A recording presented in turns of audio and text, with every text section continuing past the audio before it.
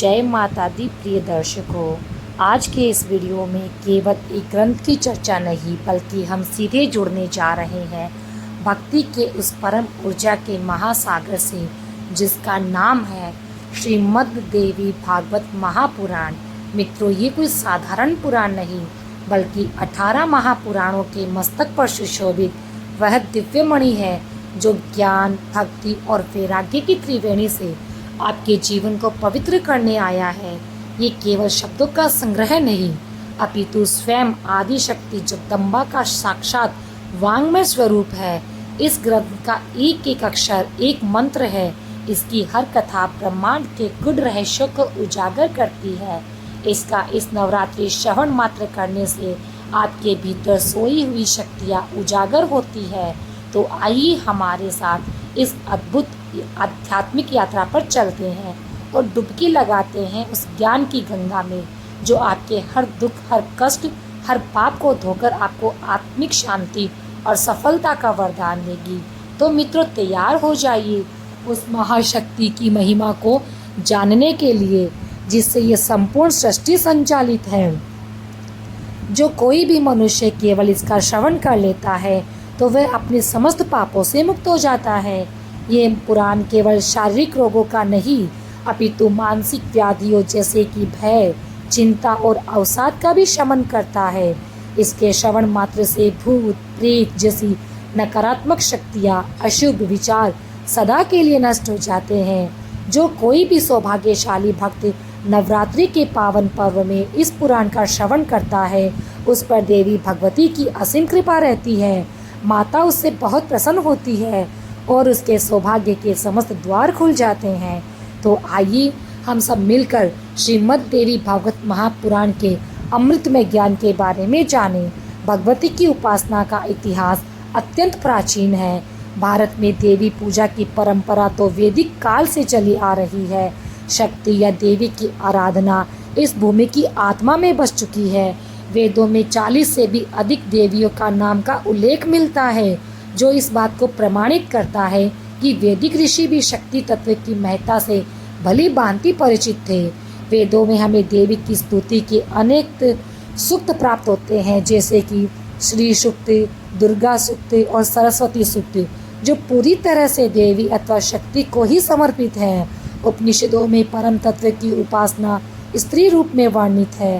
प्यारे मित्रों, उपनिषदों में स्पष्ट कहा गया है कि पर ब्रह्मा या परमात्मा का कोई लैंगिक भेद नहीं। वह ना तो स्त्री है, ना पुरुष है और ना ही नपुंसक। साधक अपनी इच्छा और भाव के अनुसार ईश्वर की उपासना स्त्री के रूप में, पुरुष के रूप में अथवा निराकार रूप में भी कर सकता है। इसी कारण सनातन धर्म में सूर्य, गणपति, अंबिका, शिव और विष्णु इन पंच देवों की उपासना का विधान है जिसमें देवी का स्थान अत्यंत महत्वपूर्ण है। भक्तों, परम ब्रह्मा एक ही है प्रकार किंतु ज्ञानी जन उसी एक तत्व को शिव, विष्णु, काली, दुर्गा, गणपति आदि अनेक नामों से पुकारते हैं। ऋग्वेद में कहा गया है कि सत्य एक ही है, विद्वान उसे विभिन्न नामों से जानते हैं। हमारे शास्त्र ग्रंथ बार बार यही कहते हैं कि विभिन्न देवी देवताओं में किसी भी प्रकार का भेद नहीं मानना चाहिए। जिसे हम ब्रह्मा कहते हैं वे हरि है और जो हरि है वही महेश्वर है। जिसे हम काली कहते हैं वही कृष्ण है और वही राम है। देवताओं और देवियों में कोई अंतर नहीं। ये संपूर्ण जगत शिव शक्तिमय है। शास्त्रों में वर्णित है कि शिव, दुर्गा, विष्णु आदि देवताओं में एकता का विश्वास रखना चाहिए। जो कोई भी इनमें भेद या अंतर करता है वह मूर्ख व्यक्ति घोर नरक को जाता है। देवी भागवत में कहा गया है कि शाश्वत सुख और शांति उसी को प्राप्त होती है जो देवताओं के भक्तों में कोई अंतर नहीं जानता। देवी उपासना को दर्शाने वाला विशाल साहित्य संस्कृत भाषा में लिखा गया है। तंत्र शास्त्र के हजारों ग्रंथ देवी के स्वरूप के रहस्य और महत्व को जानते हैं। श्रीमद् देवी भागवत जो भगवती भागवत के नाम से प्रसिद्ध पुराण है, इसमें भी देवी की महिमा को, कथा को आख्यान रूप से प्रस्तुत किया गया है। देवी भागवत का रहस्य केवल भक्ति के द्वारा ही समझा जा सकता है। प्रत्येक व्यक्ति की योग्यता, इच्छा और रुचि के आधार पर भक्ति अलग हो सकती है, किंतु ईश्वर की उपासना का लक्ष्य जो कि ईश्वर ज्ञान या ईश्वर प्राप्ति है, वह संपूर्ण विश्व के लिए एक ही है। ये संपूर्ण जगत दुर्गा का ही स्वरूप है। वह एकमात्र अद्वैत तत्व है। सर्वव्यापिनी देवी उमा का एक सुंदर वर्णन इस प्रकार से किया गया है। जब हम ध्यान और चिंतन करते हुए पुष्प चंदन आदि उपचारों से उनका पूजन करते हैं तो हम उनसे मिलते हैं। जब हम उनके वास्तविक स्वरूप के बारे में अपने हृदय की गहराई से सोचते हैं और विचार करते हैं तो हमें ये ज्ञात होता है कि भगवती ही मुझ में व्याप्त है। ये सार्वभौमिक विश्वास है कि जगत की माता, आध्यात्मिक जगत की जननी अपने भक्तों के सभी प्रकार के भय को दूर कर देती है। केवल माता के रूप में उनका स्मरण करने से ही दरिद्रता का नाश हो जाता है। वह अपने भक्तों की सहायता एक दयालु कृपालु मन से करती है। उनके अतिरिक्त ऐसी कोई दया और है ही नहीं। देवी गीता जगत जननी से मिलने का एक प्रमुख साधन है, इसमें कोई संदेह नहीं। इस ग्रंथ को पढ़ने और मनन करने से देवी के रहस्यों का ज्ञान प्राप्त होगा। हमारा विश्वास है कि इस ग्रंथ का लाभ उठाकर आप निश्चित रूप से ही देवी की कृपा के पात्र बनेंगे। अंत में हमारी यही प्रार्थना है कि जो सर्व चेतन स्वरूपिणी संपूर्ण ब्रह्मांड की कारणभूता और अज्ञान के अंधकार को दूर करने वाली आदि शक्ति है, हम उनकी उपासना करते हैं और देवी भगवती हमें सच्ची प्रेरणा देकर सन्मार्ग की ओर ले चले। प्यारे दर्शकों, इसी प्रकार देवी भागवत पुराण का प्रथम अध्याय है हिमालय में देवी का प्राकट्य। मित्रों, एक बार राजा अजन्मे ने कहा कि वेद व्यास जी, आपने पूर्व में बताया कि पर्वतराज हिमालय के शिखर पर भगवती की एक अत्यंत तेजोमय मूर्ति प्रकट हुई थी। हे भगवान, कृपया उस कथा को कहिए। कौन बुद्धिमान पुरुष भगवती की कथा रूपी अमृत ज्ञान का पान करने से विमुख हो सकता है? जो शक्ति कथा का श्रवण करते हैं उनकी मृत्यु कभी अकाल नहीं होती है। श्री वेदव्यास जी ने कहा, हे राजन, तुम्हारी देवी के प्रति सच्ची और निष्ठापूर्ण भक्ति है, इसलिए तुम धन्य हो और भाग्यशाली हो। निश्चित रूप से महात्माओं के उपदेश तुम्हारे लिए सहायक साबित होंगे। हे राजन, तुम सुनो। दक्ष की पुत्री सती का शरीर योगाग्नि द्वारा भस्म हो जाने से पूर्व की कथा। भस्म हो जाने के पश्चात सदाशिव पृथ्वी पर घूमते हुए एक स्थान पर स्थिर हो जाते हैं। वे सांसारिक चेतना से रहित होकर मन को ध्यान में लगाकर देवी के स्वरूप का चिंतन करने लगते हैं। वे धैर्य पूर्वक जीवन व्यतीत करने लगते हैं। उस समय तीनों लोग श्रीहीन हो गए। सागर और 7 द्वीपों सहित पृथ्वी की शक्ति भी लुप्त हो गई। सभी के हृदय में सुख का स्रोत सूख गया। सभी लोग शोक और दुख के कारण उदास और मन से थके हुए लगते थे। सजीव रोग से पीड़ित थे और निरंतर दुख के सागर में डूबे हुए थे। सूर्य आदि ग्रहों और देवताओं की गति भी विपरीत होने लगी थी। हे राजन, उसी समय भौतिक और दिव्य आपदाएं भी घटित हुई। उसी काल में तारक नाम का एक महादैत्य का जन्म हुआ। वह दैत्य तारकासुर तीनों लोकों का शासक बन गया। ब्रह्मा जी ने उन्हें ये वरदान दिया था कि केवल सदाशिव का औरस पुत्र ही उसे मार पाएगा, अन्य कोई भी नहीं। इस प्रकार ब्रह्मा जी के द्वारा मृत्यु का विधान निश्चित हो जाने और शिव के पुत्र के भय के कारण वह दैत्य निर्कुंश हो गया और चारों ओर उपद्रव मचाने लगा। तारकासुर द्वारा उत्पन्न उपद्रव के कारण सभी देवता अपने स्थानों से विस्थापित हो गए। शिव का औरस पुत्र कैसे हो सकता है? इस प्रश्न के कारण देवता अत्यंत चिंतित थे। वे सोचने लगे कि शिव की तो कोई पत्नी नहीं, इसलिए उनके औरस पुत्र की कोई संभावना नहीं। परिणाम स्वरूप हम भाग्यहीन अब क्या करें? इस प्रकार सभी देवता अत्यंत चिंता से भरकर वैकुंठ लोक गए। वहाँ एकांत में भगवान विष्णु से इस विषय में निवेदन किया। तब श्री हरि ने उन्हें इनका समाधान बताना प्रारंभ किया। विष्णु ने कहा, जो कल्प वृक्ष के समान और कामनाओं को पूर्ण करने में चिंतामणि के समान है, वे मणि द्वीपवासिनी भगवती भुवनेश्वरी जब स्वयं उपस्थित है तो तुम सब इतना चिंता क्यों करते हो? वह जगदम्बा हमारी उपेक्षा कर रही है। यह भी हमारी ही शिक्षा के लिए है। जैसे एक माँ अपने बच्चे का पालन पोषण या दंड दे सकती है, किंतु वह कभी क्रूर नहीं हो सकती, उसी प्रकार श्री जगदम्बा के विषय में भी जानना चाहिए। वही हमारे गुणों और दोषों को नियंत्रित करने वाली है। बच्चों के अपराध तो हर कदम पर करते हैं पर इस संसार में माता के अतिरिक्त उस अपराध को और कौन सहन करेगा। इसलिए सच्चा भाव रखते हुए तुम्हें उस परम शक्ति की शरण लेनी चाहिए और ऐसा करने में बिल्कुल भी विलंब ना करो। वह परम शक्ति तुम्हारा कार्य अवश्य सिद्ध करेगी। इस प्रकार सभी देवताओं को आदेश देकर स्वयं भगवान महाविष्णु अपनी पत्नी लक्ष्मी और इंद्र तथा अन्य देवताओं के साथ महाशक्ति की उपासना करने के लिए हिमालय पर गए। हिमालय के स्वामी यहाँ पहुँचे। सभी देवताओं ने मिलकर अम्बा यज्ञ के साथ पुरुष चरण करना प्रारंभ किया। जो इसकी विधि जानते थे वे यज्ञ करने में लग गए। हे राजन, इसके पश्चात सभी देवताओं ने तृतीया आदि के व्रत भी समय पर आरंभ कर दिए। कुछ देवता ध्यान में चले गए, भगवती का ध्यान करने लगे। कुछ देवी के नाम का जाप करने लगे, कुछ देवी के स्तोत्रों का पाठ करने लगे, कुछ देवता मंत्रों का जाप करके देवी की प्रार्थना करने लगे। कोई कृष्ण चंद्रायण आदि नियमों का पालन करने को तत्पर हो गया, तो कोई श्रद्धा आदि असावधानियों को छोड़कर पराशक्ति के स्वरूप की उपासना करने लगा। देखते ही देखते कई वर्ष बीत गए और अचानक चैत्र मास के शुक्ल पक्ष की नवमी तिथि दिन शुक्रवार को उन देवताओं के समक्ष एक महान प्रकाश प्रकट हुआ, जिसका वर्णन केवल वेद कर सकते हैं। चारों दिशाओं में स्थित चारों वेद उस तेजोमय स्वरूप की स्तुति कर रहे थे। उस प्रकाश का तेज करोड़ों सूर्य के समान था और उसकी शीतलता करोड़ों चंद्रमा के समान थी। वह एक ऐसा प्रकाश था जिसे ऊंचाई, चौड़ाई या मध्य में मापा नहीं जा सकता। ये करोड़ों बिजलियों के समान देदीप्यमान था और इसकी लाल आभा थी। इसका कोई आदि और अंत नहीं था। इसमें हाथ पैर आदि अंग नहीं थे, इसलिए नहीं कहा जा सकता कि ये स्त्री का रूप था या पुरुष का या नपुंसक का। उसकी आभा से सभी देवता की आंखें चौंधिया गई। जब देवताओं ने धैर्य धारण करके पुनः देखा तो वही तेज एक नयवैना के रूप में, एक दिव्य सुंदर स्त्री के रूप में प्रकट हुआ। देवी के शरीर के अंग अत्यंत सुंदर और कोमल थे। उनके उन्नत और सुडौल वक्ष ऐसे प्रतीत हो रहे थे मानो दो कमल की कलियों की सुंदरता को भी जीत लिया हो। कमर में करघनी, पायल और घंटियों का जाल। उन्होंने हाथ में सोने के कंगन और बाजूबंद पहन रखे थे और गले में बहुमूल्य रत्नों से जड़ा सोने का हार धारण किया था।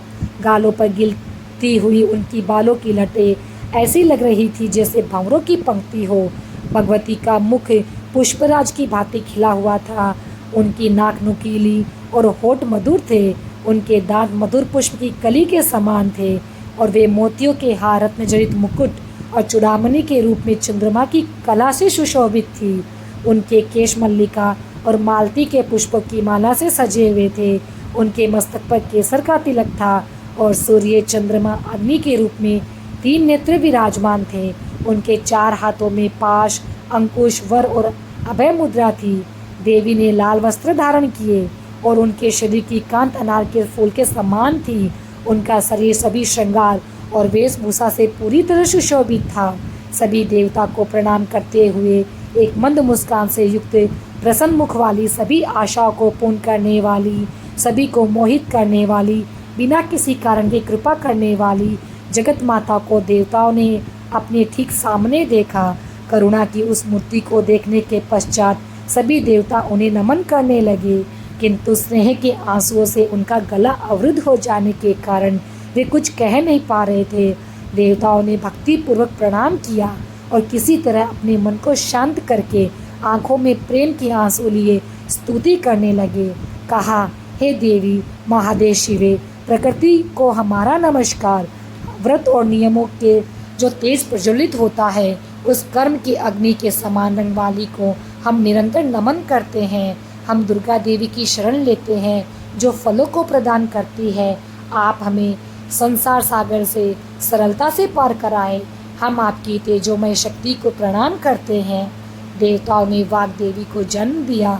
अनेक रूपों वाले प्राणी उस वाणी का प्रयोग करते हैं। हमारी स्तुति से भावपूर्ण होकर वे संतुष्ट हो, वह उस गाय के रूप में हमारे पास आकर इच्छित भोग ज्ञान प्रदान करे। आप काल रात्रि का स्वरूप है जिनकी ब्रह्मा ने स्तुति की थी। वैष्णवे, कार्तिकेय की माता सरस्वती, माता अदिति, दक्ष की पुत्री सती आपके ही रूप है। हम उस परम मंगलमय देवी को नमन करते हैं जो पवित्र है। हम महालक्ष्मी को जानते हैं हम उस सर्वशक्तिमान देवी का ध्यान करते हैं। वह हमें ज्ञान से प्रेरित करती है। स्थूल उपाधि से युक्त उस देवी को नमन है जो विराट स्वरूप वाली है। सूक्ष्म विश्व गर्भासूत्रात्मकता मूर्ति को नमस्कार है।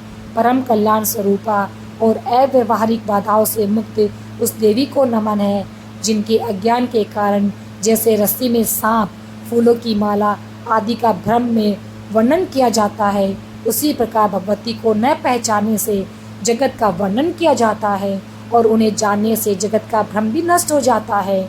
हम देवी भुवनेश्वर की स्तुति करते हैं। ये ज्ञान और आनंद की देवी अन्नमय आदि पंचकोशों से परे है, जो जागृत स्वप्न सुषुप्ति अवस्था की साक्षी है, जो ओम शब्द का सच्चा अर्थ बताती है। उस स्वरूपिणी देवी की स्तुति करना ही हमारा लक्ष्य है। हे भगवती, आप मेरी आत्मा है, ओंकार आपका स्वरूप है, आपकी ही मूर्ति है, विभिन्न मंत्र आपके आत्मस्वरूप है। जब देवता ने इस प्रकार भगवती की स्तुति की तो मणिद्वीपवासिनी भगवती ने उन देवता को कोयल के समान सुंदर वाणी में मधुरता से संबोधित किया। श्री देवी ने कहा, हे देवताओं, कृपया स्पष्ट रूप से बताइए कि आप यह किस कार्य के लिए आए हैं। मैं अपने भक्तों की इच्छाओं को कल्पवृक्ष के समान पूर्ण करने वाली हूँ और मैं तुम्हें वरदान देना चाहूँगी। जब मैं उपस्थित हूँ तो मेरे होते हुए तुम जैसे भक्तों को चिंता की किस बात की है। मैं इस संसार में अपने भक्तों के इस दुख के सागर से बचाने के लिए सदैव तत्पर रहती हूँ। हे श्रेष्ठ देवताओं, ये मेरा सच्चा वचन है, तुम्हें इसे निश्चित रूप से जान लो। प्यारे दोस्तों, इस प्रकार भगवती की प्रेममयी वाणी सुनकर देवता प्रसन्न होकर निर्भय होकर भगवती से अपना दुख कहने लगे। उन्होंने कहा, तीनों लोकों में आपसे कुछ भी अज्ञात नहीं, क्योंकि आप सर्वज्ञ और सर्वसाक्षिणी हैं। देवी, तारक नाम के दैत्य हमें दिन रात पीड़ित कर रहा है। हे शिवे, ब्रह्मा जी ने ये विधान किया है कि वह भगवान शिव के औरस पुत्र के द्वारा ही मारा जाएगा। हे महेश्वरी, आप ये भी जानती है कि भगवान शिव की कोई पत्नी नहीं है। अंबिके, हम पापी सर्वज्ञाता से क्या निवेदन कर सकते हैं। हम जो निवेदन करना चाहते हैं वे आपके लिए स्पष्ट ही है। हमने आपको ये बता दिया है। अब जो कुछ भी शेष है उस पर आप कृपया विचार करें। हे जगदम्बिके, आपके भक्तों के प्रति हमारी भक्ति सदैव अविचल बनी रहे, यही हमारी मुख्य मांग है। दूसरी वस्तु हम केवल शारीरिक निर्वाह के लिए ही मांग रहे हैं। इस प्रकार देवताओं की वाणी सुनकर जगदम्बा ने उनसे कहा कि मेरी शक्ति गौरी शीघ्र ही हिमवान के घर में अवतार लेगी। तुम गौरी का विवाह भगवान शिव से करा देना, वे गौरी तुम्हारा कार्य सिद्ध करेगी। मेरे चरण विदों के प्रति तुम्हारी भक्ति श्रद्धा पूर्वक सेवन करने से बड़े हिमवान, जो अत्यंत भक्ति से भरे मन से मेरी उपासना करते हैं, उनके घर में जन्म लेना मैं अपने लिए सौभाग्य मानती हूँ। इस प्रकार हिमवान ने भी जगदम्बा के इन शब्दों को सुना, जो अत्यंत अनुग्रहपूर्ण थे, और प्रेम से आंसुओं की उनकी आंखें भर आई। उनका गला रुद्ध हो गया। उन्होंने रानी जगदम्बा के प्रति ये भाव व्यक्त किया। हिमालय ने इस प्रकार कहा कि आप जिसे महान बनाना चाहती है उसे आप वैसा ही बना देती है। यदि ऐसा ना होता तो मैं जड़ और अचल स्वरूप कहाँ और आप सच्चिदानंद स्वरूपणी कहाँ। आप निर्दोष ब्रह्मा स्वरूपणी है। 100 जन्मों के अश्वमेध आदि के पुण्यों या ध्यान के परिणाम स्वरूप मिलने वाले पुण्यों से भी आपका पिता बनना मेरे लिए असंभव है। ऐसा ना होता तो मैं जड़ और अचल स्वरूप कहाँ और आप सच्चिदानंद स्वरूपणी कहाँ। आप निर्दोष ब्रह्मा स्वरूपणी है। 100 जन्मों के अश्वमेध आदि के पुण्यों का ध्यान के परिणाम स्वरूप मिलने वाले पुण्यों से भी आपका पिता बनना मेरे लिए असंभव है। जगदम्बा हिमवान के घर में एक कन्या के रूप में अवतरित होंगी। इस प्रकार आज से मेरा यह संसार में फैलेगा। जिसके उदर में अनंत ब्रह्मांड निवास करते हैं, वही जगदम्बा में यदि मेरी पुत्री के रूप में जन्म लेती है तो मेरे जैसा महान व्यक्ति इस पृथ्वी पर कौन हो सकता है। मेरे वंश में मेरे जैसा भाग्यशाली पुरुष और कौन होगा। मुझे नहीं पता कि प्रेममयी कृपा के लिए इससे बेहतर स्थान और क्या बनाया गया होगा। जैसे आपने मुझे ये वरदान दिया, उसी प्रकार जो आपका स्वरूप है वो सभी देवांत सिद्ध है। हे भगवान, कृपया मुझे योग और श्रुति के अनुसार भक्ति के साथ उपदेश देकर ज्ञान का प्रचार करें, ताकि मैं आपकी एकाग्रता को प्राप्त कर सकूं। प्यारे दोस्तों, अब आगे देवी भागवत पुराण का 2वां अध्याय है। उसमें समित स्वरूपा निरूपण मित्रों की देवी भगवती ने कहा, हे देवताओं, तुम सब मेरे वचनों को ध्यान से सुनो। इसे केवल सुनने मात्र से ही वास्तविक स्वरूप का ज्ञान प्राप्त होता है। सृष्टि की रचना से पूर्व अस्तित्व में था और हे हिमालय, यह कुछ भी नहीं था, वही मेरा आत्म स्वरूप है जिसे चित्त समित परम ब्रह्मा आदि के नामों से जाना जाता है। वह तत्व किसी तर्क या उपदेश का विषय नहीं और उसकी तुलना नहीं की जा सकती। ये किसी भी दोष या कमी से मुक्त और स्वतः सिद्ध है। शक्ति को माया कहा जाता है। माया को ना तो सत्य कहा जा सकता है और ना ही असत्य। दोनों एक दूसरे के विपरीत होने के कारण दोनों रूप अच्छे और सच्चे नहीं हो सकते। वे हर तरह से इन श्रेणियों से भिन्न हैं। वस्तुएं भ्रम है। मेरी ये माया सदैव स्वाभाविक रूप से मेरे साथ रहती है, जैसे अग्नि के साथ ऊष्मा, सूर्य के साथ सूर्य का प्रकाश, चंद्रमा के साथ चांदनी। प्रलय काल में इस माया के भीतर सभी जीव उनकी गतिविधियां हैं और कालखंड एक दूसरे में विलीन हो जाते हैं, जैसे गहरी नींद में। एक सोए हुए व्यक्ति का व्यवहार समझ में रहते हुए जब इस भ्रामक शक्ति के साथ संयुक्त हो जाता है तो मैं संसार के निर्माता बन जाती हूँ। मैं एक बीज बन जाती हूँ। मेरे अखंड स्वरूप के आधार को ढकते हुए माया मेरे भीतर ईश्वर से बात करती है। इसलिए ढकने का दोष माया पर लागू होता है, जो मेरे चेतन स्वरूप से जुड़ी हुई है। विद्यमान होने से इसे ब्रह्मांड का निर्माता और निमित्त कारण भी कहा जाता है। स्वयं को परिवर्तित करके ब्रह्मांड का निर्माण होता है। इसलिए यही मुख्य कारण है कि कोई भी शास्त्र या ऋषि इस भ्रम को तपस्या सबसे संदर्भित नहीं करता। ये अंधकार, जड़ता, ज्ञान, भ्रम प्रमुख शक्ति है। कुछ इसे इन नामों से भी बुलाते हैं। शैव शास्त्रों के विद्वान इसे विमर्श कहते हैं। अन्य वेदांती आदि विद्वान इसे अविद्या कहते हैं। ऐसा माना जाता है कि इस प्रकार माया को वेद, पुराण और आगम शास्त्रों के विभिन्न नामों से जाना जाता है। तत्व जड़ है क्योंकि यह दृश्यमान है। ये अवास्तविक भी है क्योंकि ये ज्ञान द्वारा बाधित है। विपरीत चेतना कभी भी दृश्यमान नहीं होती। जो दृश्यमान वह सदैव जड़ है। चेतना स्वयं प्रकट होती है। इसे सिद्ध करने के लिए किसी और की आवश्यकता नहीं है। यदि ऐसा है तो ये व्याख्या में एक दोष होगा। वह जाएगा और स्वयं को भी प्रकट करेगा। क्या कर्म और कर्ता दोनों एक ही नहीं होंगे? ये एक वस्तु नहीं हो सकती। इसलिए एक दीपक की तरह ये स्वयं प्रकाश के रूप में मौजूद है। बर्फीले पहाड़ सब कुछ रोशन करते हैं। इसका प्रकाश मेरा स्वरूप है। ये हमेशा वहाँ है। इस बात का प्रत्यक्ष प्रमाण है कि सभी पदार्थ जागृत, स्वप्न, निद्रा आदि सभी अवस्थाओं में मौजूद रहते हैं। वे हमेशा नहीं रहते। वे कभी कभी छूट भी जाते हैं, लेकिन भावना कभी फीकी नहीं पड़ती। यदि हम मान लें कहीं किसी को जागरूकता की कमी का अनुभव होता है तो निश्चित रूप से साक्षी जो इसका अनुभव कर रहा है वह समित का सच्चा स्वरूप सिद्ध होगा। इसलिए सच्चे शास्त्रों को जानने के लिए जो दृढ़ता से समित की नित्यता की घोषणा करते हैं और इसकी आनंदमय प्रकृति इस पर तथ्य पर निर्भर करती है, ये सिद्ध करता है कि प्रेम का सबसे महत्वपूर्ण विषय आत्मा है। मैं कभी नहीं मरूंगा, मैं हमेशा रहूंगा। ऐसी एक स्वाभाविक प्रकृति हर चेतन प्राणी में होनी चाहिए। आत्मा प्रेम से भरी है। चेतना के अलावा जो कुछ भी है वह झूठा है, सच्चा नहीं। इसलिए किसी भी संश्लेषण के रूप में समित स्पष्ट है। ऐसा कुछ भी नहीं जो मेरे रचित रूप को छिपा सके, क्योंकि समित का ज्ञान झूठा है। ये आत्मा का धर्म नहीं हो सकता, क्योंकि धर्म का जब गुण नष्ट हो जाता है तो समित निर्जीव सिद्ध होगा। ये भी नहीं माना जाता कि निर्जीव का विशेषण ज्ञान है। ये कहीं भी नहीं देखा गया। चेतना का भी कोई धर्म नहीं हो सकता, क्योंकि चेतना को दूसरे से अलग करने का कोई सिद्ध तरीका नहीं। इन सभी विचारों से ये पुष्टि होती है कि आत्मा हमेशा ज्ञान और आनंद के रूप में रहती है।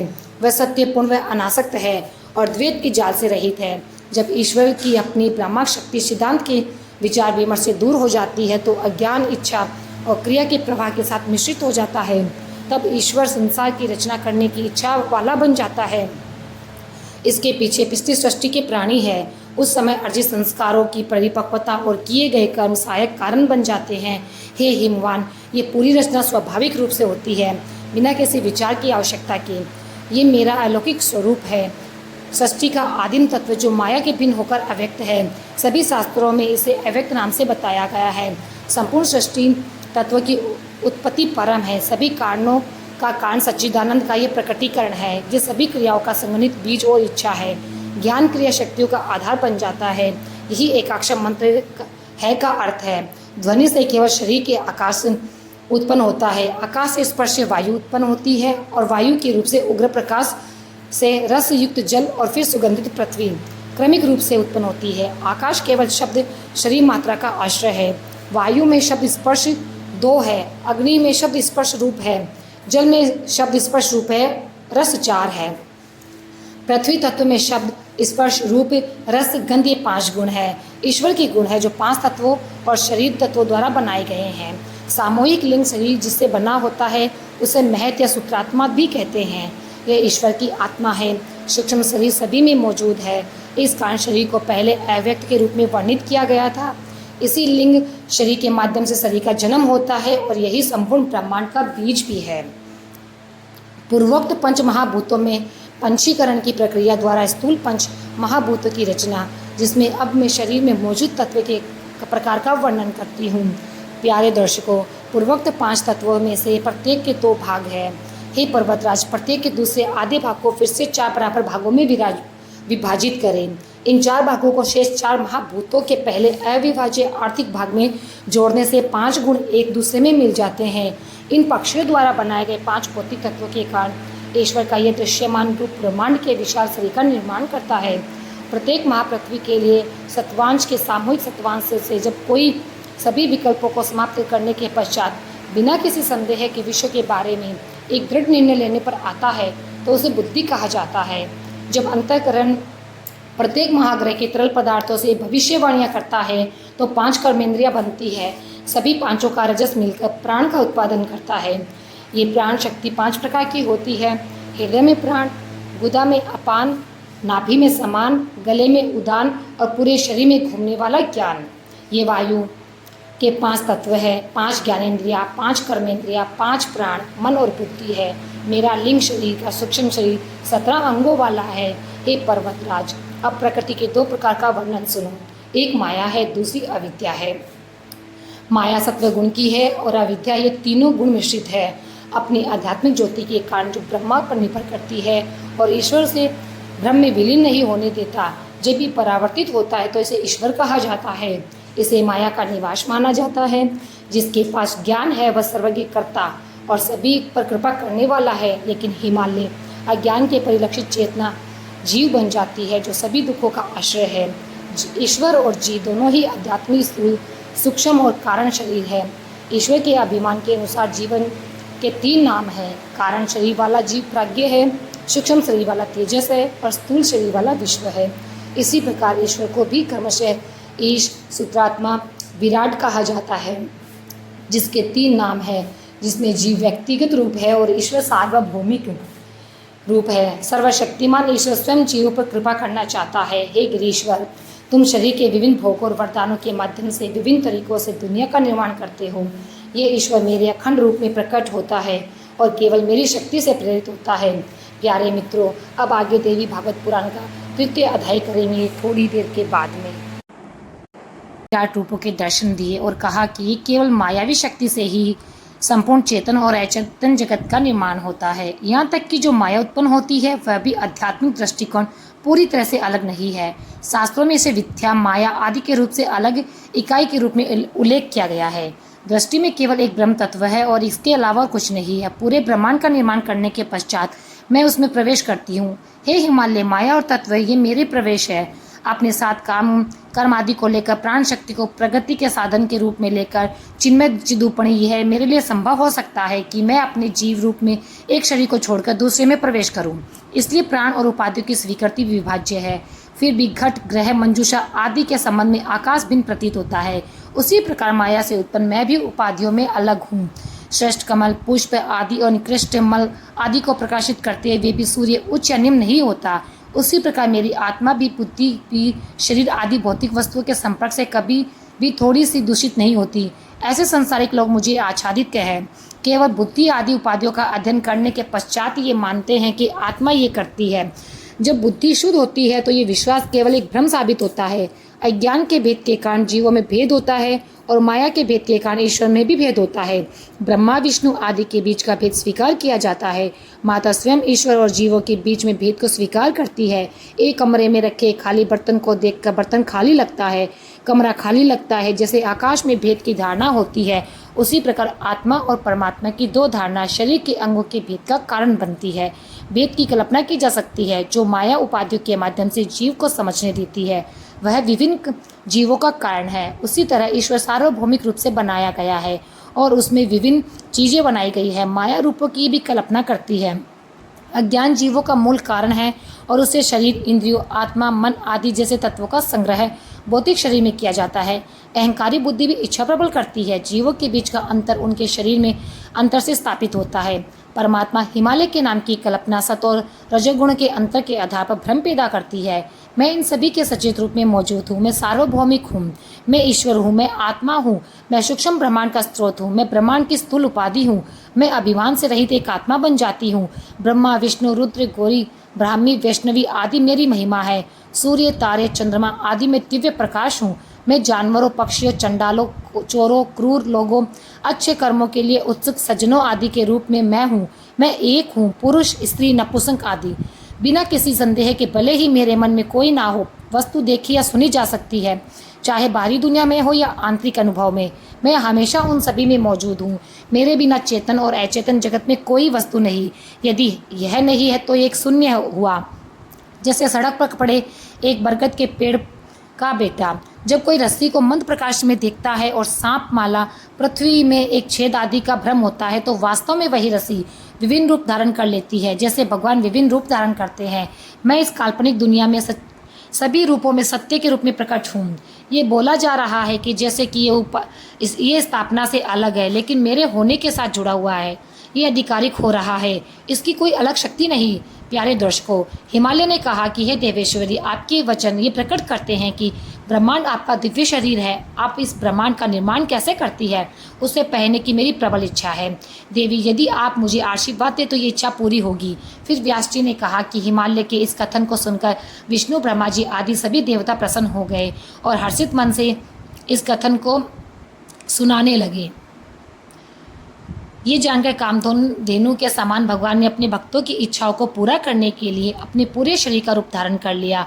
उन्होंने उन्हें दर्शन देने का प्रयास किया। उसी समय सभी देवताओं ने थाली पर महादेवी के विराट रूप को देखा। वे आकाश को देखने लगे। चंद्रमा और सूर्य उनके सिर पे थे, दिशाएं उनकी आंखें थीं और वेद उनके कान थे।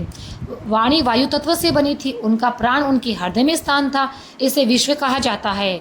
विशाल होने के कारण यहाँ से पृथ्वी एक जांग की तरह दिखती थी और नाभि के नक्षत्रों में ज्योतिषीय चक्र के साथ आकाश था। छाती महलों से बनी हुई थी, गर्दन झलोकों से बनी थी। चेहरा सत्यलोक के रूप में सिर के नीचे था। तपोलोक माथा था। इंद्राणी दिग्भाल बुझाई थी। उस महेश्वरी के कान शब्द शरीर मात्रा में थे। नशत और दशल नामक दो अश्वित कुमान थे। नासिका द्वय गंध तन मात्रा के रूप में स्थित थी। बुद्धिमान लोग अग्नि को उनकी नाक मानते हैं और दिन और रात उनकी पलकें थी। ब्रह्मलोक बाहों में था। तालु में जल तत्व, जबड़े में रस, शरीर में तत्व, दाढ़ में यमराज स्नेह की कला स्थित थी। उनके दांत माया के बने हुए थे। उनकी मुस्कान व्यंग्य थी। उनकी दृष्टि में स्वर्ग था। लज्जा और लोभ महेश्वरी के दो होठों के रूप में थे। पीठ में अधर्म और जनांगों में पाप था। उनके जनांगों में पाप था। ब्रह्मा और समुद्र पेट में था और पहाड़ देवी भगवती हड्डियाँ थी और नदियाँ नसों के रूप में थी। पेड़ बालों के रूप में माने जाते हैं। बादल उनके बाल थे। हे राजन, ये विशाल शरीर शाम के रूप में दो चमकीले कपड़ों से ढका हुआ था। उनकी भटकती गति में कौमार, यौवन, वृद्धावस्था, तीन अवस्थाओं में जगदम्बा का मन परिलक्षित हो रहा था। चंद्रमा कहाँ गया? उसकी बुद्धि विष्णु है और अहंकार उसकी कमर के क्षेत्र में रुद्र है। कमर के नीचे के हिस्से में ऐश्वर्य स्थित था। पाताल लोक के लोग जैसे अतल, सुतल आदि स्थित थे। इस प्रकार का महाद्रूप उस महापुरुष ने देखा तो जो हजारों ज्वालाओं की मालाओं से घिरा हुआ था, जो अपनी लाल जीभ से सभी दिशाओं को छाट रही थी, जिसके दांत पीसने से भयानक घुरघुराहट की आवाज़ आ रही थी, जिसकी आंखों से आग उबल रही थी और जो विभिन्न प्रकार के हथियारों से सुशोभित था। वह एक योद्धे की तरह था और जो दुनिया के भौतिक और शारीरिक शक्तियों के प्राण को पराजित कर रहा था। वह 1000 से 1000 आंखें, 1000 पैरों वाला विराट रूप करोड़ों सूर्य और करोड़ों बिजली की रोशनी से भरा हुआ था। देखने वालों की आंखों में और हृदय में आतंक था। विशाल घर और उसके भयानक रूप को देखकर देवता अपने दिलों में भय से चिल्लाने लगे। वे कांपने लगे और अपनी स्मृति खो देने के कारण वे ये नहीं पहचान सके कि ये जगदम्बा थी। हे राजन प्यारे मित्रों, इतना कहकर देवी भगवती इस विशाल रूप में प्रकट हो रही थी। अंत वह एक गहरी बेहोशी में चली गई।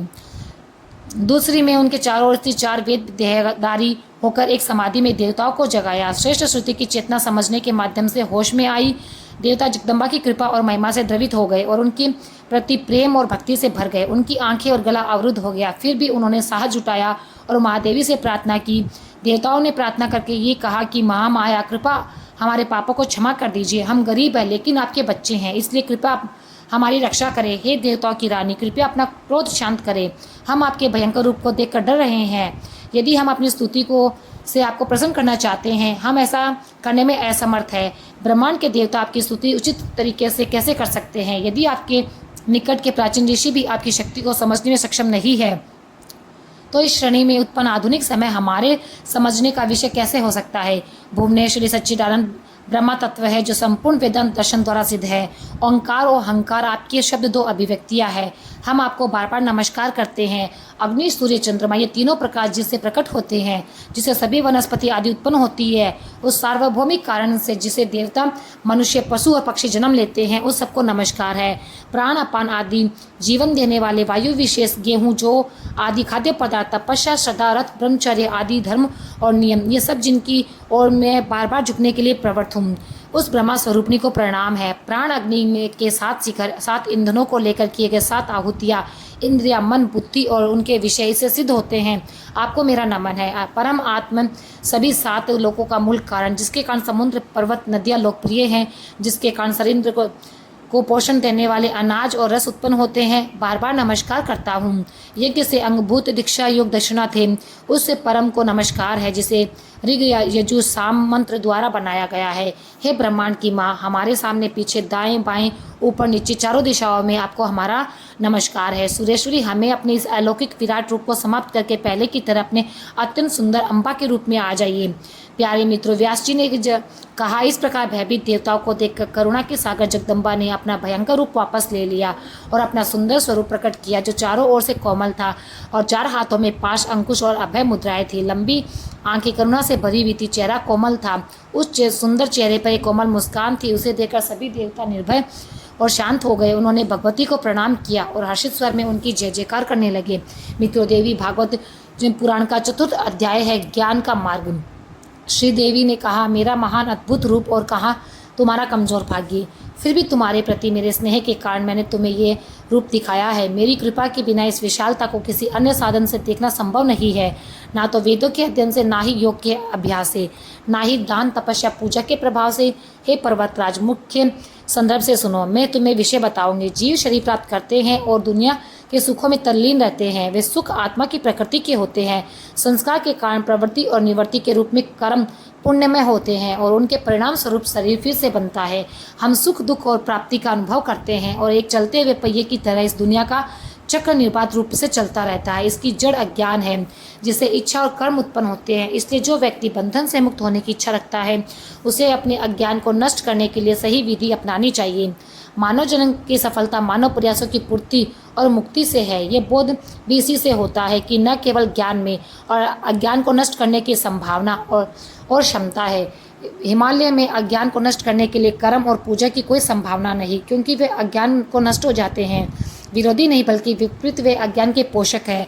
विनाश का मौलिक कार्य हर शरीर में अपरिहार्य है। कर्म के कारण लगाव, क्रोध, लालच आदि और घृणा होती है और महान विनाश की परंपरा उनसे जारी रहती है। इसलिए साधक ज्ञान प्राप्त करने के लिए अपनी पूरी कोशिश करता है। कर्म भी आवश्यक है, क्योंकि शास्त्रों में एक निर्धारित धर्म भी है। ये निर्धारित किया गया है कि व्यक्ति को काम करके अपनी आजीविका कमानी चाहिए, लेकिन व्यक्ति केवल के ज्ञान से मोक्ष प्राप्त कर सकता है। कहा जाता है कि ऐसा इसलिए ज्ञान के साथ साथ इसका सहायक कर्म भी मुक्ति का एक साधन है। ये माना जाना चाहिए कि ऐसा विद्वान अपनी राय कहेगा। ये सही नहीं है, क्योंकि ज्ञान और कर्म के बीच में एक संघर्ष है। कर्म हृदय की ग्रंथि को छूता है, उस ग्रंथि को मजबूत करता है, उसे भेदता है। जैसे प्रकाश और अंधकार एक ही स्थान पर संभव नहीं, उसी प्रकार धर्म, कर्म और ज्ञान की स्थिति है। हे विशाल बुद्धि, सभी हिमालय शास्त्री कर्म मन की शुद्धि के लिए हैं, इसलिए उन्हें प्रयास से करो। हमें अपने मन को नियंत्रित करने, अपनी इंद्रियों को संयमित करने, बिना किसी विलाप के अपने दुखों को सहन करने की आवश्यकता है। एक शुद्ध मन में लक्षण, धैर्य और कामुक सुखों से वैराग्य है। कर्म प्राप्ति उपयोगी है, इसके बाद नहीं। केवल मन की शुद्धि पूर्ण होने के बाद ही त्रिगुणातीत होने के लिए संन्यास का व्रत ले और आत्मनिष्ठ श्रोता ब्रह्मनिष्ठ गुरु के पास जाए। व्यक्ति को शुद्ध भक्ति के साथ उनकी शरण में जाना चाहिए और बिना किसी लापरवाही के उनकी सेवा करनी चाहिए। इस काव्य का अर्थ वेदांत को प्रतिदिन पूरे विचार के साथ सुने। तत्वमसी महाकाव्य से आत्मा और परब्रह्म की एकता का प्रामाणिक बोध होता है। इस बोध से साधक द्वैत से, भय से मुक्त हो जाता है, मेरे सच्चिदानंद स्वरूप को प्राप्त करता है। तत्वमयी वाक्य में 3 शब्द है, जिसमें से तत्व शब्द का अर्थ है मैं ईश्वर हूँ, त्वम शब्द जीव का बोध कराता है। दोनों की एकता विद्वानों द्वारा असली पद के माध्यम से प्रतिपादित की जाती है। क्योंकि पदों के शब्दों में विरोधाभास है, इसलिए दोनों की एकता को स्वीकार करना संभव नहीं है। इसके लिए श्रुति के उन पदों का इच्छित अर्थ दोनों पदों में इच्छित अर्थ के रूप में लिया जाता है। ये केवल एक शुद्ध प्रतीक है और सार में ब्रह्मा और आत्मा दोनों एक ही है। उनके अभेद को जानकर जीव अद्वैत हो जाता है। पहले देवदत्त को देखें, इस वाक्य में पहला है और ये जो शरीर वही है, ऐसा व्यवहार में भी विश्वास है। उसी तरह मैं अर्थात जीव और वह अर्थात ब्रह्मा की उपाधियों को छोड़कर दोनों को त्याग कर मनुष्य ब्रह्मा को प्राप्त करता है। हे पर्वत, अब मैं उपाधियों का स्वामी हूँ, मुझे समझने दो। ये दृश्यमान मानव शरीर अत्यंत शक्तिशाली है, क्योंकि ये 5 महाभूतों से बना है। सुख और दुख स्थूल है और हमारे अनुभव का आधार केवल रोग आदि है। ये दुष्ट है, ये कर्म से बंधा है, ये दुष्यमान है, लेकिन जल्द ही नष्ट हो जाता है, इसलिए झूठा है। माया के प्रभाव में होने के कारण ये मेरी आत्मा के स्पष्ट सत्य बन रहा है। रूप में स्थूल गुण, 5 ज्ञानेंद्रिया, 5 कर्मेंद्रिया और 5 प्राण है। इन तत्वों में मन और बुद्धि का संग्रह राशि द्वारा सूक्ष्म शरीर कहा गया है। ये अखंड है और सुख और दुख का कारण बनता है। ये आत्मा की सूक्ष्म विशेषता है। हे पर्वत, ज्ञान जो आत्मा की वास्तविक प्रकृति का विस्मरण है, शाश्वत है और समझाया नहीं जा सकता। माया में आत्मा का तीसरा कारण गुण है। 3 गुण ज्ञान के माध्यम से विलीन हो जाते हैं। जब मैं अस्तित्व में हूँ, मैं केवल अपने आत्मस्वरूप के प्रति सचेत रहती हूँ। स्थूल और सूक्ष्म कारण शरीरों के बावजूद ये भी माना गया है कि आत्मा 5 कोशों से ढकी हुई है। श्रुति में 5 कोशों का निषेध है। पंचकोश के रूप में ब्रह्मा का अनुभव नेति आदि कहकर अधिष्ठान जो होता है वह मेरा वास्तविक रूप है। ये ब्रह्मा रूप आत्मा ना तो जन्म लेती है और ना मरती है। ऐसा नहीं है कि कुछ बनने के बाद ही अस्तित्व में आता है। ये आत्मा पहले भी अस्तित्व में थी। अजन्मा शाश्वत परिणामहीन ये शरीर के विघटन पर विकृत नहीं होती है।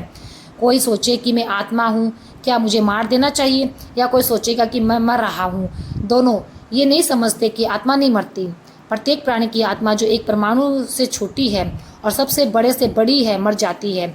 ये ज्ञान की गुफा में निहित है। शुरुआत एक साधक का मन बिना संकल्प और बिना दुहे के मनुष्य इस आत्मा की महिमा को शुद्धि और ईश्वर की कृपा के माध्यम से महसूस करता है।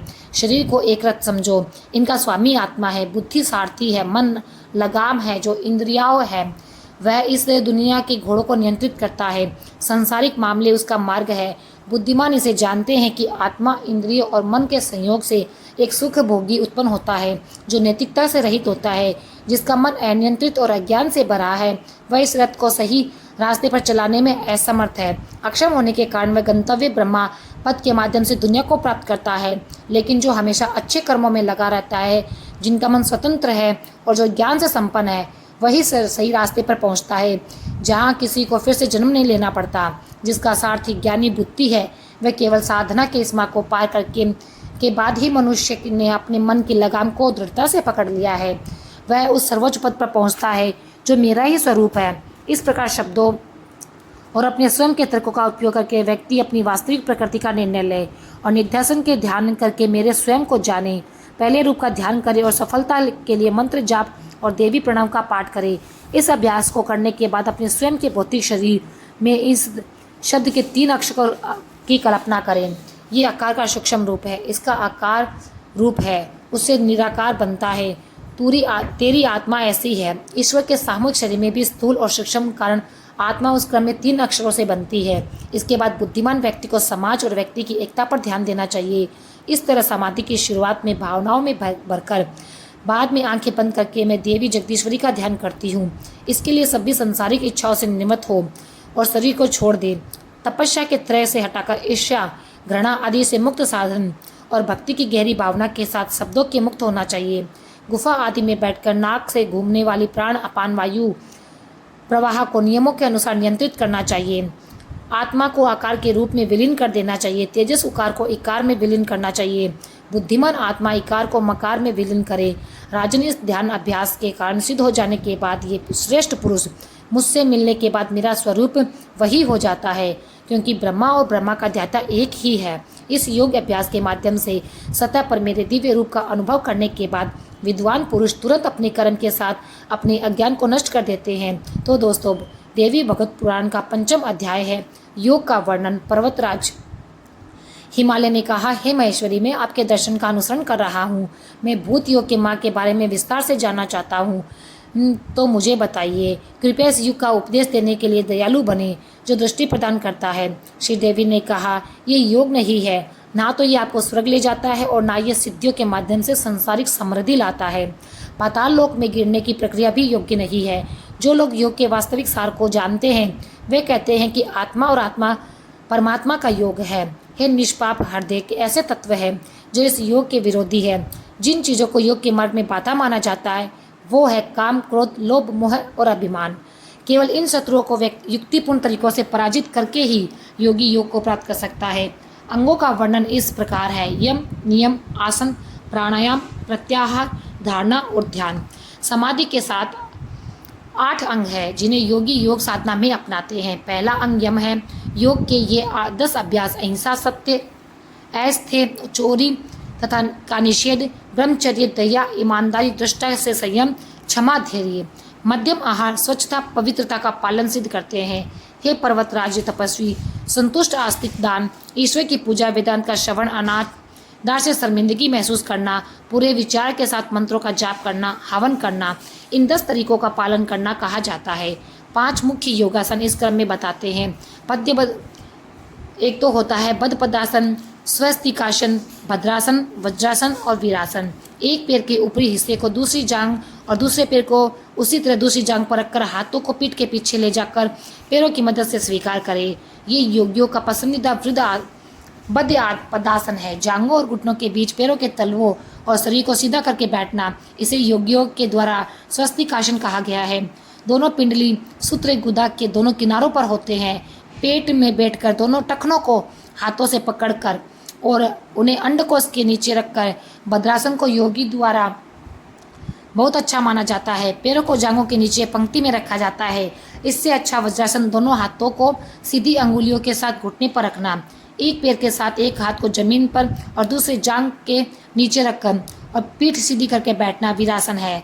पिंगला नाड़ी माँ के माध्यम से 32 मात्रा के रेचक करें। इसे योग से विद्वान प्राणायाम के रूप में जानते हैं। इसे बार बार अभ्यास करने से बाहरी कुंभक भी उसी मात्रा में किया जा सकता है। आप इस क्रम में 12 से 16 तक मात्राएं बढ़ा सकते हैं। इस अभ्यास का उपयोग यदि प्रणववादी मंत्रों से के जाप या ध्यान के साथ किया जाता है तो उसे सगर्भ प्राणायाम कहते हैं, अन्यथा ये अगर्भ प्राणायाम कहलाता है। यदि अभ्यास करते समय अभ्यासी के शरीर से पसीना आने लगे तो वह प्रथम स्तर का प्राणायाम है। शरीर में कंपन हो तो ये मध्यम स्तर का प्राणायाम है। यदि अभ्यास के दौरान शरीर जमीन से ऊपर उठ जाए तो ये सर्वोत्तम प्राणायाम है।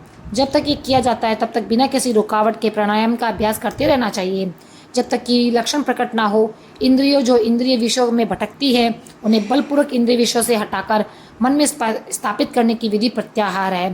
पायल, पिंडली, घुटना, जांघ, परनेम, लिंग, नाभि, हृदय, गर्दन, गला क्षेत्र, तालु, नाक की जड़, भूमध्य, मस्तक, इन स्थानों में सिर से सहस्त्रास्त्र तक विधिवत ध्यान द्वारा प्राणायाम को बलपूर्वक रोकना धारणा करना कहलाता है।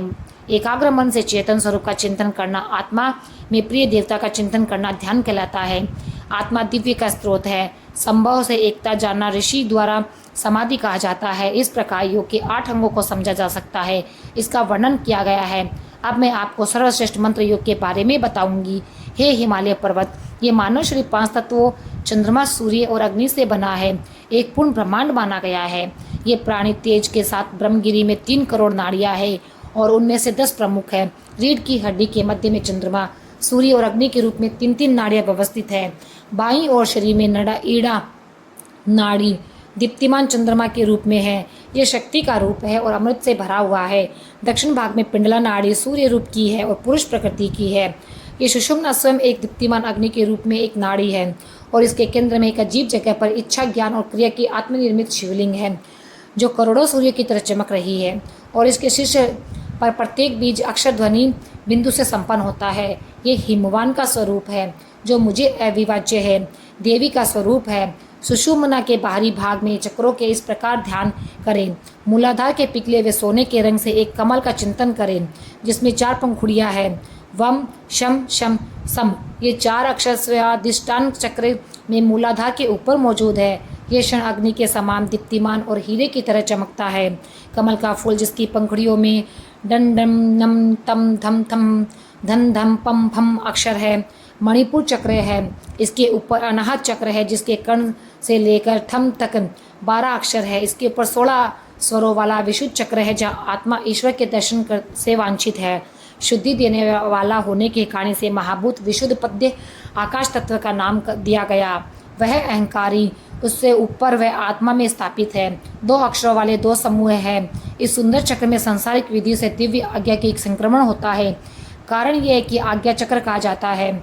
इसके ऊपर कैलाश चक्र है और उससे परे रोधनी चक्र है। एक सुंदर व्रत का पालन करने वाले हिमालय इस प्रकार सुषुम्ना में स्थित आधार चक्रों को मजबूत करते हैं। हमने वर्णन किया इन सभी से परे बिंदु स्थानीय सहस्त्रार चक्र है। इस प्रकार अति चेतन मन का योग सर्वश्रेष्ठ मार्ग है जिसका वर्णन मैंने आपको बताया। पहले प्राणायाम की शक्ति से मन को उनके मूल आधार पर लाए। गुदा और लिंग के मध्य भाग में स्थित कुंडलिनी शक्ति को संकुचित करके इस विधि को स्थापित करें। शुरुआत से ही प्रबुद्ध मन में स्थित लिंगों को पार करते हुए इसे सहस्त्रार में बिंदु चक्र तक ले आए। शिव के साथ शरीर की चेतन शक्ति प्राप्त होती है। कुंडलिनी महामाया योग सिद्धि पर ध्यान करें। वह परम शक्ति जो शिव के साथ एकता प्रदान करती है, इसे पिघले हुए लाख के रस के समान अमृत प्राप्त होता है। उसी से सट चक्र देवताओं को भी संतुष्ट मिलती है। एक कुशल अभ्यासी पराशक्ति को उसी मार्ग से उचित तरीके से संतुष्ट कर सकता है। इसका प्रतिदिन अभ्यास करके आप निश्चित रूप से इसे मूलाधार में वापस ला सकते हैं। सभी पूर्वोक्त दूषित मंत्र भी सिद्धिदायक हो जाते हैं। इसके लिए वृद्धावस्था, मृत्यु आदि जैसे कष्टों और अन्य सांसारिक समस्याओं से हम पर इनके प्रभाव का कोई दूसरा उपाय नहीं है। साधक मुझ में जगत की माँ में मौजूद दिव्य गुणों के बंधनों से मुक्त हो जाता है। इसी तरह वे गुण उस महान साधक में भी प्रकट होने लगते हैं। हे प्रिय शिष्य हिमवान, मैंने तुम्हें वायु धारण की सर्वोत्तम विधि बताई। अब मैं धारणा नामक योग का वर्णन करूंगी। ध्यान से सुनो। मन को देवी रूप, स्थान, समय और वस्तु की 3 प्रकार की सीमाओं में रहित अपनाकर ये साधक जल्दी ही ब्रह्मलोक का अनुभव में लीन हो जाते हैं। यदि मन में अशुद्धि के कारण इसमें देरी होती है तो योगी मेरे रूपों को अंगों के साथ लेकर योग का अभ्यास करे। हे पर्वतराज, हाथ और पैरों के साथ अपने मन को मेरे सुंदर रूप में एकाग्र करो। मंत्र का जाप करते हुए साधक शरीर के प्रत्येक अंग पर चिंतन करने में तल्लीन हो जाता है और मन शुद्ध हो जाता है, लेकिन ये अपने पूर्ण रूप से स्थापित हो जाता है। हे हिमालय, जब तक ये संवित के रूप में देवता में स्थापित नहीं हो जाता तब तक मन अविशोषित नहीं हो पाता है। जैसे अंगों के साथ इष्ट मंत्र का जाप करते रहना चाहिए। अभ्यास की शक्ति से पदार्थ के ज्ञान का प्रकाश दिखाई देता है। योग के अभ्यास के बिना मंत्र काम नहीं करता। योग मंत्रों के बिना पूरा नहीं हो सकता। दोनों का एक साथ अभ्यास किया जाना चाहिए। ब्रह्म ज्ञान एक अंधेरे में भरे हुए रखे को घड़े को रोशन करके प्राप्त होता है।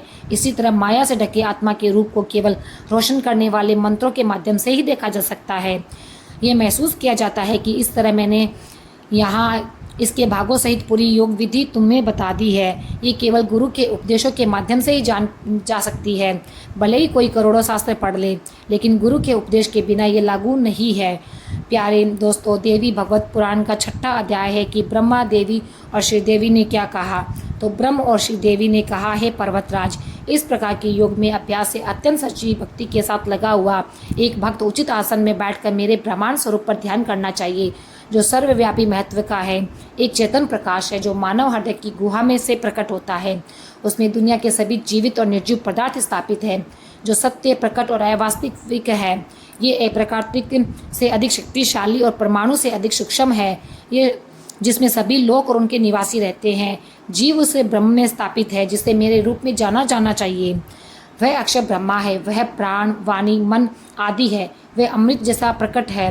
हे शिष्य, वह अकेले जानने योग्य है और उसे एक तीर से लक्ष्य भेदने की तरह भेदने की कोशिश करो। हे शिष्य, उपनिषद वाक्य का प्रणव मंत्र को पूजा के साथ एक धनुष के रूप में स्वीकार करो। अपनी तीक्ष्ण बुद्धि को महान बनाओ और उस तीर का उपयोग लक्ष्य, उस अक्षर का अर्थ खोजने के लिए करो। मन को एकाग्र करके रूप की धनुष डोरी को खींचो और छोड़ो और अक्षर ब्रह्मा लक्ष्य को प्राप्त करो, उसे भेदो। प्रणव धनुष है, बुद्धि बाण है, ब्रह्मा लक्ष्य है। बिना किसी लापरवाही के अनुसंधान और एकाग्रता का अभ्यास करो। जब लक्ष्य मिल जाता है ना, तो बाण उस पर केंद्रित रहता है। उसी तरह तुम्हें ब्रह्मा में लीन रहना चाहिए। वह तत्व जिसमें तुम पृथ्वी, अंतरिक्ष आदि का विस्तार डालते हो, जिसमें सभी प्राण, इंद्रियाएं और मन उस एक अखंड आत्मा से भरा हुआ है। सत्य को महसूस करो और अन्य वार्तालाप और अन्य सांसारिक व्यवहार को त्याग दो। ये अमृत है, ये तत्व को प्राप्त करने का एकमात्र साधन है। जैसे सभी आर्य नाभि चक्र के प्रति समर्पित है, सभी नाड़ियाँ उस हृदय में चेतना के माध्यम से केंद्रित है, चेतना उस हृदय में है। आत्मा कई तरीकों से व्यक्त होती है। ओम का जाप करके तुम साधक आत्मा पर ध्यान धरो। यदि तुम ऐसा करते रहोगे तो सभी अज्ञान और अंधकार दूर हो जाएंगे और तुम्हें हृदय के रूप में अच्छे स्वास्थ्य का आशीर्वाद मिलेगा।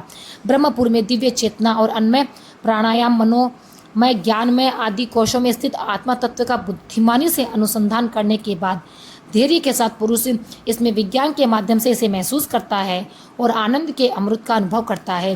परम ब्रह्मा तत्व का साक्षात्कार होने पर हृदय का अज्ञान दूर हो जाता है, सभी गांठें खुल जाती है, सभी संदेह दूर हो जाते हैं, सभी पिछले कर्म जो होते हैं वो क्षीण हो जाते हैं। वैज्ञानिक कोश में जो भी सोने की तरह प्रकाश से भरा है, संपूर्ण शुद्ध ब्रह्मा धूल से मुक्त हो जाता है। प्रकाश जो भी प्रबुद्ध लोग प्रकाश के रूप के माध्यम से ब्रह्मा तत्व को जानते हैं, ना तो सूर्य, ना चंद्रमा, ना तारे और ना ही बिजली संसारिक अग्नि को रोशन करती है। बात क्या हो सकती है? केवल जब ब्रह्मा बोला जाता है तो पूरी दुनिया उसका परिणाम बन जाती है।